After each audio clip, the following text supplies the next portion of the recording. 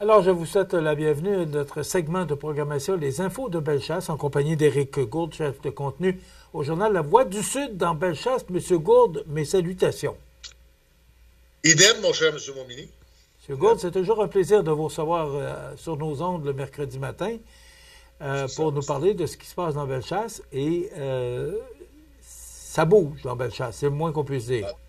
Dans Bellechasse, ça bouge autour aussi à l'occasion. On va en parler aussi à l'occasion, hein, Michel, mais là, Bellechasse, cette semaine, on a beaucoup de choses. Beaucoup de choses. OK. Ben, allons-y tout de suite avec le financement de la cycloroute de Bellechasse qui se précise. Oui, la fameuse cycloroute de Bellechasse, dont le tracé de 74 km sauf erreur au départ de Saint-Henri-de-Lévis jusqu'à Armand au Parc des Chutes. On a dû faire un plan de gestion des actifs de la cycloroute du côté de la MRC de Bellechasse, parce que là, on prévoit au cours des prochaines années des améliorations estimées à 12,4 millions de dollars. Alors, on s'est fait un plan sur 10 à 15 ans qui met particulièrement l'accent sur l'entretien. Et on a aussi instauré une espèce de mode de répartition des coûts à l'ensemble des municipalités de la MRC. Celles qui sont directement traversées par la cycloroute vont assumer une part supplémentaire du financement, mais ce sont toutes les municipalités de Bellechasse, Michel, qui participent justement à l'entretien de la cycloroute, même si elle traverse 8 municipalités sur les 20 de la MRC au total. OK. Et tout le monde est d'accord avec ça pour payer? Pas toujours. Il y a eu des réticences un peu. Et que je suis surpris de la réponse. On a réussi à trouver des terrains d'entente. On s'est rapproché suffisamment pour que ça passe. OK. Disons-le comme ça. Alors, okay? c'est 8 sur 16, mais on n'a pas, sur 8 sur 20, pardon, on n'a pas on n'a pas le 50 on a 18 sur 20 au niveau de l'acceptation sociale. Centre de tri, les travaux sont reportés en 2026. Oui, moi, je t'en fais lecture brièvement. C'est que la MRC de Bellechasse souhaite obtenir un certificat d'autorisation du ministère de l'Environnement pour la construction d'un bâtiment. Un bâtiment qui va abriter un système de tri robotisé, dont un centre de tri. Et c'est un peu la même démarche qu'on fait du côté de la MRC de la Nouvelle-Beauce. Sauf que Bellechasse attend encore son certificat d'autorisation. Alors, on se doit de reporter les travaux en 2026.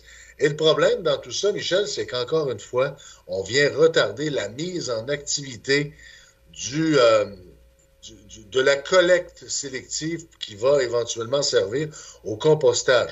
Et pendant tout le temps qu'on attend, on perd des redevances à l'enfouissement du côté de la MRC de Bellechasse. Alors, non seulement les coûts augmentent, mais on perd l'argent qu'on devait recevoir à la suite de la mise en place de cette nouvelle infrastructure-là. Alors, c'est pas une réussite jusqu'à maintenant, malheureusement. C'est personnel, c'est pas le journaliste qui parle, c'est le citoyen. OK? Mais qu'est-ce qui fait que ça retarde? C'est les coûts? Parce que là, les coûts, on le sait, si c'est un an de plus, ça va augmenter les coûts. Les coûts, les travaux de conception, dans certains cas, là, c'est la mise, l'émission d'un permis, hein, d'un certificat d'autorisation du ministère de l'Environnement. Paraît-il que les fonctionnaires travaillent là, pour s'assurer que tout soit conforme une fois que ce sera prêt. Alors, à devoir quand ce sera. Et si ce sera, on verra. Peut-être que nous aurons tous les deux des cheveux blancs. Tous les deux? Ça, Michel, tous les deux? Ouais. Autre sujet, Bellechasse adopte son nouveau règlement forestier. Qu'en est-il? Oui, je t'en avais parlé il y a 2 semaines. Il me semble, Michel, qu'il y avait eu une rencontre à laquelle on avait assisté où on avait présenté le nouveau règlement aux gens de l'industrie forestière. Et les gens de l'industrie avaient dit c'est pas tout à fait ce qu'on espérait. C'est beaucoup moins sévère dans les MRC autour. Pourquoi on est trop sévère ici? Alors, la MRC s'est repenchée là-dessus, a apporté des modifications.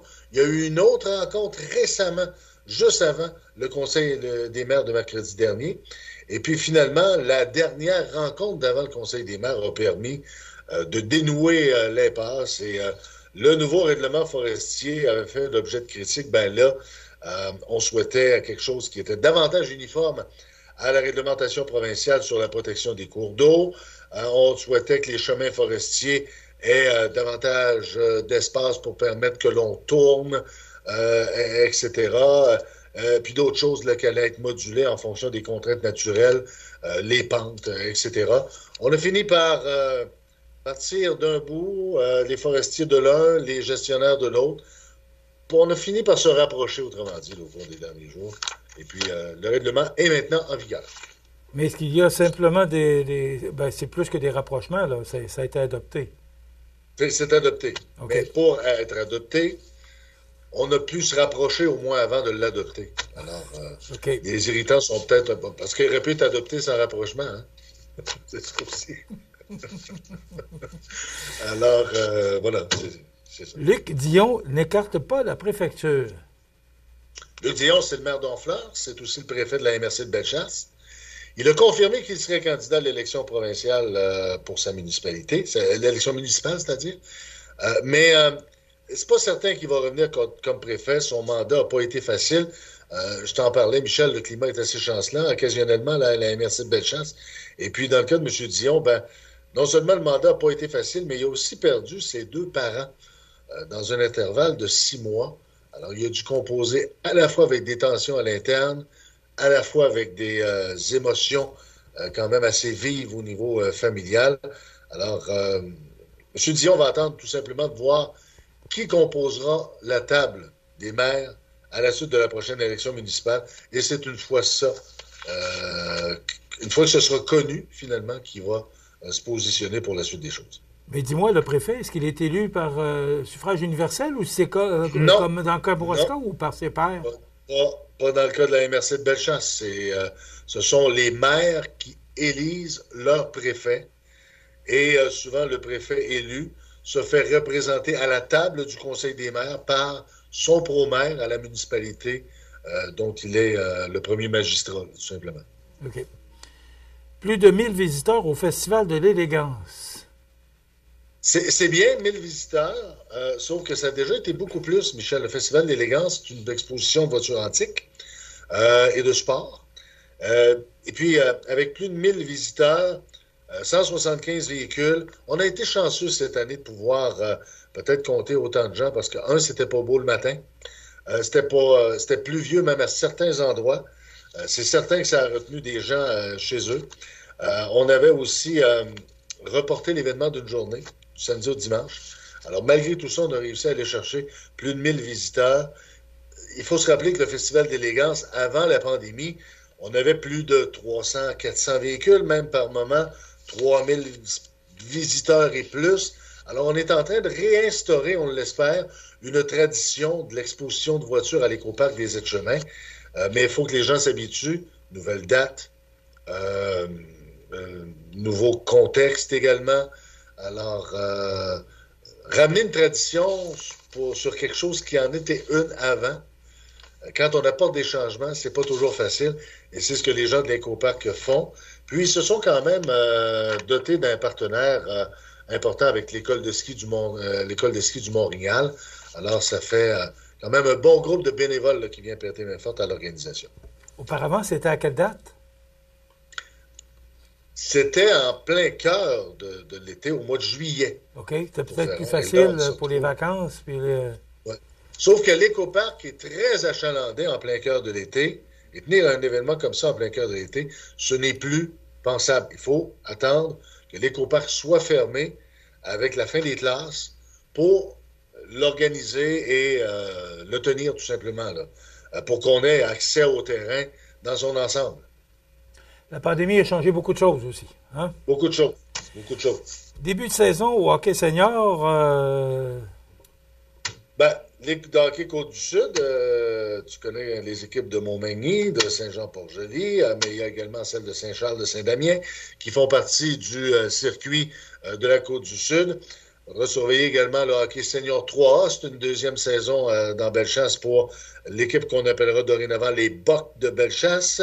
À surveiller peut-être également le hockey junior 2A. Le hockey mineur, tout ça est parti, Michel. Alors, les gens ont commencé à fréquenter les arénas. Et c'est le cas de ton humble serviteur qui a pas seulement sa chemise rayée quand il te parle, mais il arrive qu'il enfile la chemise rayée aussi dans les arénas de la région. OK. À Saint-Charles, il y a encore l'équipe de la Ligue de hockey Côte-du-Sud. Absolument. À Saint-Damien également. Le Est-ce qu'il y a des bonnes à Saint-Charles. Est-ce que les gens suivent leur club à Saint-Charles? Oui, quand même. Oui. Quand même. Les suivent à domicile. Il y a des gens qui vont sur la route à l'occasion.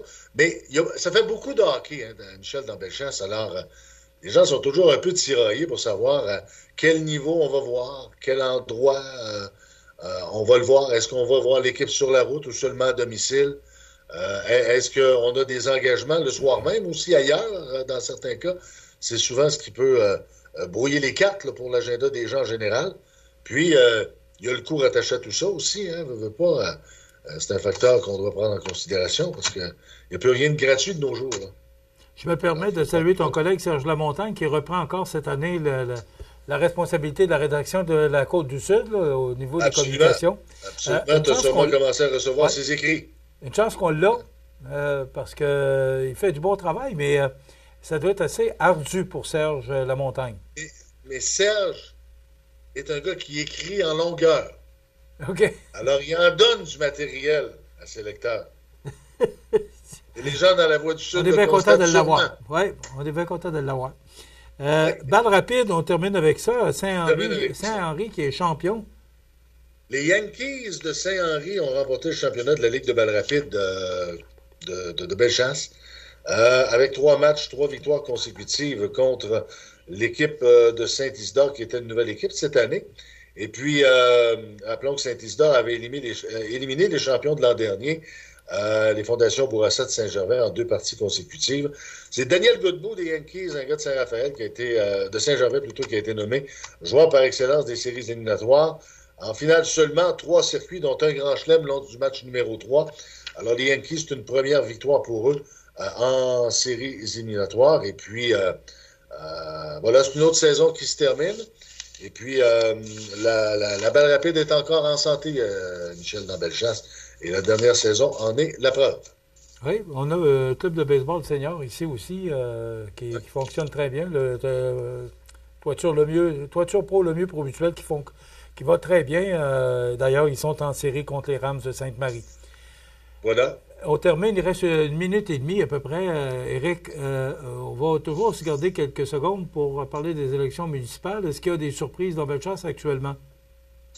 Je dirais, Michel, qu'on est à 4 ou 5 municipalités où il y aura des élections à la mairie. La semaine dernière, je te parlais de Saint-Anselme. Il y a 2 semaines, en fait, je te parlais de Saint-Anselme et de Saint-Malachie. On peut ajouter à cela Armand. On peut ajouter à cela Saint-Gervais également, où il y a au moins 2 candidatures.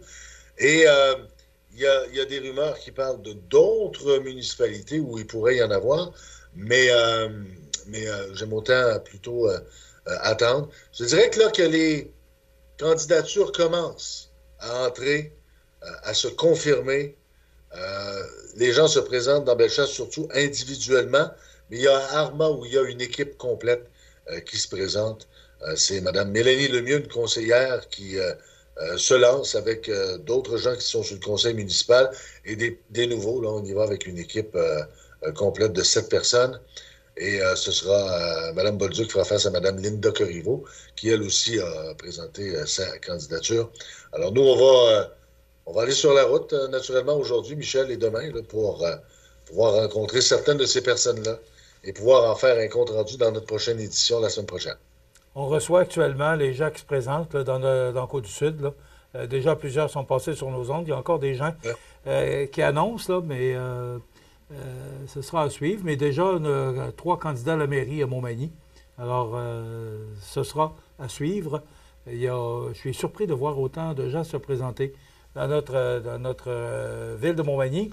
Et là, ça commence à sortir là, pour les autres municipalités là, de Montmagny, Lillet et Kamouraska. Fait qu'on va suivre ça de très près. Il va y avoir élection à la préfecture de Kamouraska, alors que Nancy Dubé, qui était directrice de la Chambre de commerce Kamouraska-Lillet, qui se lance justement en élection contre Sylvain Roy, qui est actuellement le préfet, et c'est par suffrage universel dans Kamouraska. Alors, dans son cas, à elle, oui, c'est ça. Ouais. Ouais. On va suivre ça de pas près. Pas encore dans Bellechasse, il y a des gens qui les réclament, mais pas encore. Excuse-moi? Le suffrage universel pour le préfet, c'est pas encore dans Bellechasse. Il y a des gens qui le réclament, il y a des gens qui ne le veulent pas. Alors, on verra pour la suite. Montmagny-Lillet, c'est élu par les pairs, par les maires de... C'est ça. Éric, on se retrouve dans 2 semaines. Absolument. Toujours intéressant de t'avoir avec nous. Éric Gourde, journaliste et chef de contenu du journal La Voix du Sud. D'ailleurs, tous les sujets dont on vient de discuter, c'est dans le journal de ce jour, du 24 septembre. Et aussi, vous pouvez aller consulter le site Éric Gourde en commercial. La voix du sud.com. La voix avec un X, la voix du sud.com, tout simplement. Bon 2 semaines, mon ami. Salut. Merci. Salut. Éric Gourde, du journal La Voix du Sud, dans Bellechasse. Voilà, ça complète.